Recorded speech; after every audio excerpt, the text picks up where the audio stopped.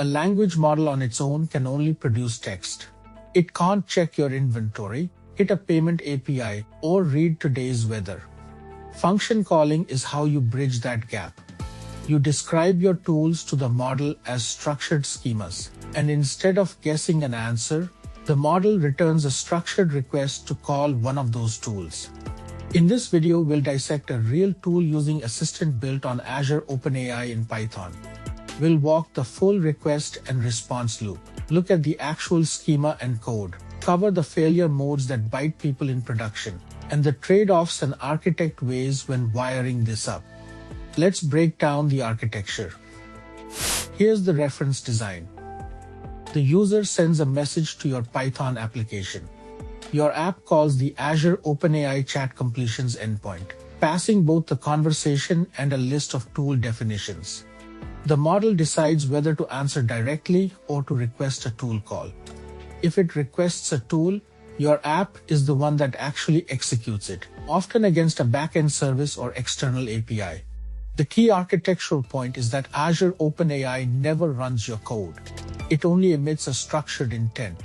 Your application owns execution, authentication, and trust. That separation is deliberate, and it shapes everything about how you secure and scale this system. The flow is a loop, not a single call. First, your app sends the conversation plus the tool schemas. Second, the model responds. If it sets a tool _calls field, your app parses the function name and the JSON arguments. Third, your app executes that function and captures the result. Fourth, you append the result back to the message list with the matching tool _call ID and call the model again. This second call lets the model turn raw data into a natural answer. Sometimes the model chains several tool calls before it's satisfied, so wrap this in a loop with a sane iteration cap, maybe 5 rounds, to avoid runaway calls. This is where most of your engineering effort goes.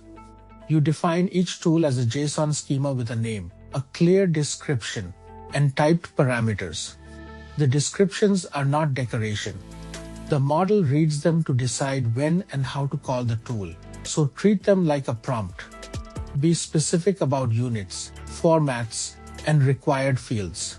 Mark required parameters explicitly, and use enums to constrain choices. Setting tool _choice to auto lets the model decide, but you can force a specific tool when the context demands it. Vague schemas are the single biggest cause of wrong or missing tool calls. Here's the core loop in code. You create the Azure OpenAI client, pointing it at your endpoint and deployment name. Note that with Azure you reference your deployment, not the raw model name. You send the messages and tools, then check the response for tool _calls. For each call, you parse the arguments as JSON, dispatch to your real Python function, and append a tool message carrying the result. Then you call the model one more time to get the user-facing reply. Use Microsoft Entra ID with managed identity for auth in production rather than hard-coding API keys, and pull configuration from Key Vault. This pattern fails in specific, predictable ways. The model can hallucinate arguments or invent a tool that doesn't exist, so always validate arguments against your schema before executing. Arguments arrive as a JSON string, and malformed JSON does happen, so wrap parsing in error handling and feed errors back to the model so it can retry. Watch for infinite tool call loops and cap the iterations. Latency stacks up because every round trip is a separate model call, so a 2-tool conversation can mean 3 or 4 calls. And never trust tool arguments blindly for sensitive actions. The model is effectively untrusted input, so enforce authorization in your own code. An architect's question: do you hand-roll this loop or reach for a framework? Raw function calling gives you full control, minimal dependencies, and predictable cost. You see every call and own every decision. Higher-level options like the Azure AI Agent Service or Semantic Kernel add built-in orchestration, threads, and managed tool execution, which save time on complex multi-step agents but add abstraction and less visibility into each call. My rule of thumb: start with raw function calling when you have a handful of well-defined tools. Move to an agent framework when you need persistent memory, many tools, or autonomous multi-step planning.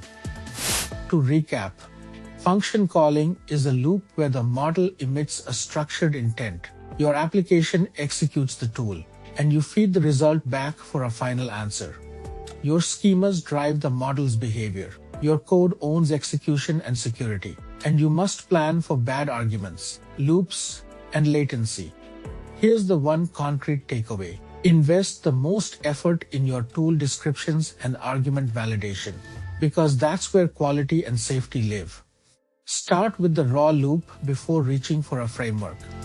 And because Azure model availability, API versions, and pricing change often, check the current Azure OpenAI docs for the latest supported models and the exact tool's parameter format before you build. If this helped, do me a favor, hit the like button, subscribe, and tap the bell so you don't miss the next one. See you in the next video.